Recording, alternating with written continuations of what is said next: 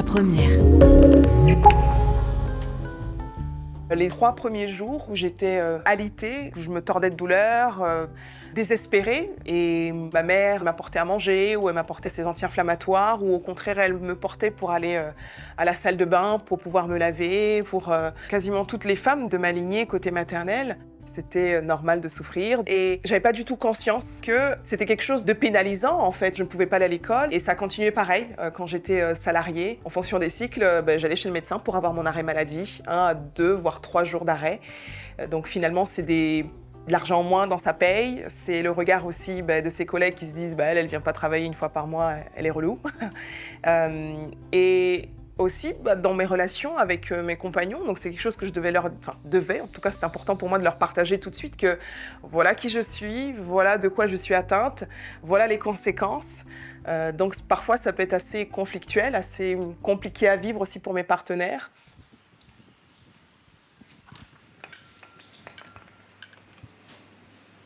Bonjour.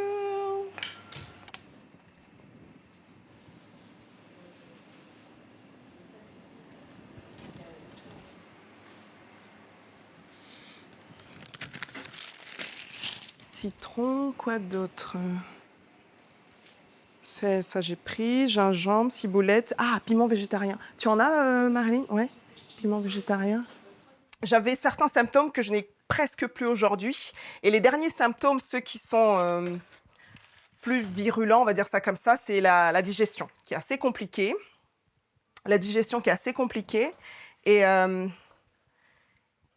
Et au fur et à mesure de ces années, ces dernières années, où je mets en pratique cette alimentation non inflammatoire, de choisir ces aliments avec soin, il y a une différence incroyable, ça c'est sûr.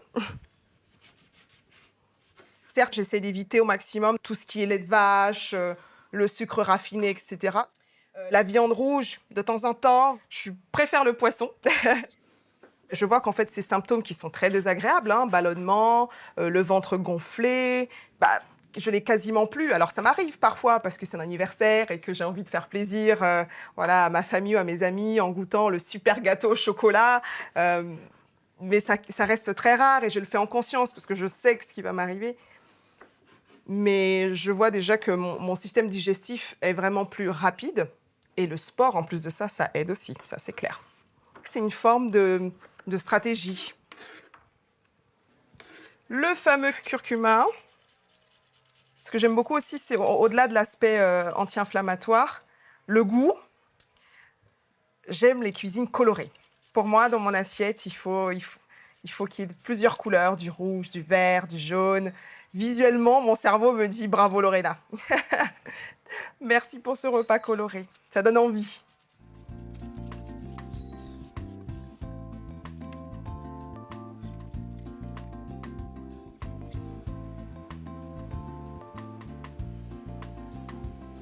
Ce midi, on va manger croupia bien assaisonné.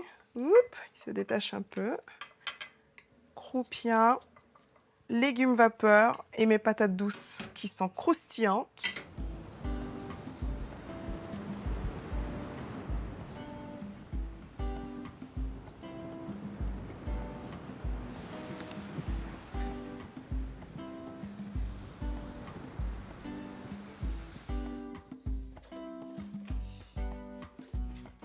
Quand j'ai monté cette association, je me suis dit, je veux pas que les jeunes filles doivent continuer à vivre ce que moi j'ai vécu il y a 15 ans. Je me suis dit, il y a beaucoup de choses à faire, pouvoir surtout informer les plus jeunes dans les établissements scolaires, se faire connaître sur les médias, organiser des conférences publiques et petit à petit créer un réseau de professionnels de santé parce qu'il y a des personnes compétentes, bienveillantes aussi chez nous. Mais si chacun fait ce qu'il fait dans son coin, finalement, les femmes, elles sont quand même perdues. Je vais prendre un petit utérus. C'est un utérus qui reprend toutes les petites lésions d'endométriose, donc c'est pas mal pour expliquer quand on est sur un stand. Personne comprenne mieux.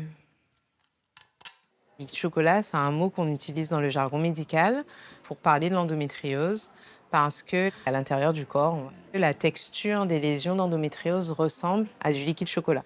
On ne voulait pas utiliser le mot endométriose, qui fâche, qui fait un petit peu peur, et on voulait susciter la curiosité. Bonjour. En tout cas, la porte est grande ouverte. Si tu veux adhérer, participer aux ateliers, n'hésite pas. Que l'endométriose peut se placer un petit peu partout dans le corps de la femme. Et quand elle va aller au niveau de la vessie, on peut avoir effectivement des troubles urinaires, donc soit des infections urinaires, des brûlures. On peut retrouver des traces de sang aussi dans les urines, des choses comme ça. Donc, je t'ai mis le nom d'un médecin avec qui on travaille, qui se trouve au CHU à Palais-Royal. Donc, il faut juste appeler le CHU à Palais-Royal. Elle propose des consultations externes. Donc, même si tu n'as pas de douleur forte, c'est important d'avoir un suivi. Et vous avez l'endométriose. C'est comme ça. Je ne connaissais pas. Il m'a expliqué. Il m'a dit, je suis désolée. J'ai eu mes règles très tôt, hein, et j'ai commencé à avoir des douleurs. Oui, je me souviens, j'étais au CM2, j'allais déjà pas à l'école, c'était la honte.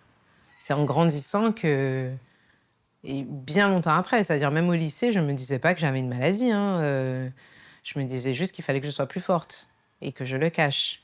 Parce que gérer les règles abondantes et douloureuses au lycée, c'est aussi un exercice. Mais c'est vraiment après, quand j'ai commencé à travailler, où là, tu peux plus avoir le mot de tes parents. T'as plus tes parents qui te soutiennent et qui peuvent aller en frontal devant les profs qui te jugent. Ben, un milieu professionnel, c'est plus difficile, hein. Tu es en arrêt et quand bien même j'avais le soutien de mes collègues, ben, les encadrants, enfin les cadres de santé, ils sont pas aussi bienveillants, hein. Moi, j'ai eu une directrice qui m'avait convoquée une fois, je me souviens, à la clinique, qui m'avait dit ben, vous vous rendez compte, vous êtes en arrêt tous les mois. Si toutes mes infirmières font comme vous, je serais obligée de recruter que des hommes. C'était une femme, hein. Donc, bon, elle était ménopausée, mais quand même, c'était une femme. Elle avait une vie et pas du tout de bienveillance. Et du coup, ça rajoute de la culpabilité parce que tu te dis, bah oui, je travaille qu'avec des femmes et elles sont pas en arrêt, donc je me forçais à aller travailler. Et donc voilà, c'était plus à cette période-là que j'ai commencé à me dire, bah non, il y a peut-être un problème. Et c'est comme ça que finalement le diagnostic est arrivé quelques mois après. En 2014, à Bordeaux, j'ai eu une première intervention chirurgicale. Il y a eu pas mal de complications. J'ai dû être réopérée à 4 mains, donc avec le gynéco-chirurgien, mais aussi un chirurgien digestif. À la suite de ça, j'ai été mise sous ménopause artificielle, puis sous pilule en continu. Quand je suis rentrée en Guadeloupe, j'ai eu un petit coup de massue parce que je suis allée voir un médecin spécialiste de la maladie, sauf que il n'y a pas eu d'écoute, il n'y a pas eu de solution. Il m'a clairement dit, ben, vous avez un traitement, les effets secondaires, il faut vivre avec. De toute façon, c'est une maladie galère. Voilà. Et quand je suis ressortie de son cabinet, j'étais en pleurs, vraiment. Et je me suis dit, mais où je suis, quoi? Est-ce qu'on est toujours à ce stade-là en Guadeloupe? C'est comme si rien n'avait changé.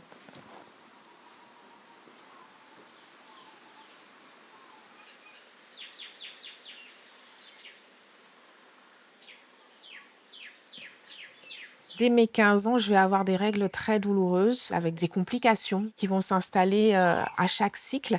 Et à un moment, je vais faire une occlusion intestinale. C'est une urgence médicale à opérer très rapidement. Et on va faire une batterie d'examens pour comprendre la cause de cette occlusion-là. Le médecin pose un diagnostic d'endométriose très importante.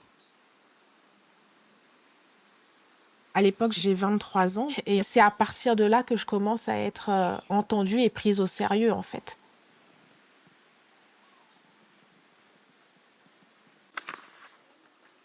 C'est censé montrer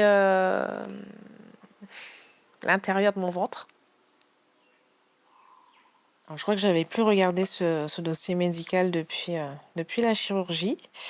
Là, on est en novembre 2008. Endométriose pelvienne sévère profonde avec rectosigmoïde sur 7 cm environ. Et mais je me rappelle qu'à l'époque, j'étais allée voir sur une règle, c'était quoi 7 cm? Qu'est-ce que ça voulait dire au niveau de mon corps? Comment ça pouvait se matérialiser? Et puis des fois, j'ai préféré refermer le dossier et ne plus y penser parce que c'était C'était assez difficile de se dire que j'avais toutes ces choses-là dans mon corps, en fait. Et ça me rendait encore plus difficile l'idée de me regarder dans un miroir et ça renforçait cette idée que je n'étais pas normale, que je n'étais pas comme toutes les autres femmes et qu'il y avait des choses pas très sympas à l'intérieur. On va rapidement m'envoyer en transfert sanitaire à Paris. C'est le début du parcours du combattant, Jean Métropole. On nous propose d'aller faire une procréation médicalement assistée pour avoir une chance de faire un essai bébé et avec l'espoir que ça puisse arriver. On refait des imageries d'endométriose très approfondies et très intrusives aussi. Et on se rend compte que voilà, les lésions ont continué à avancer, à progresser et qu'au vu de mon état, on ne pourra plus aller en PMA. Et on va m'enlever tous les organes qui ont été touchés par l'endométriose. Donc, on va m'enlever une grande partie du tube digestif. On va m'enlever les ligaments hétérosacrés. On va m'enlever, dans les grandes lignes, on va m'enlever les ovaires et l'utérus. Il y a les rêves qui s'arrêtent les uns après les autres, les rêves d'études, les rêves d'avoir une carrière professionnelle. Tout ça, j'ai l'impression que tout est un peu en train de partir en fumée. Et là, je me dis, mais en fait,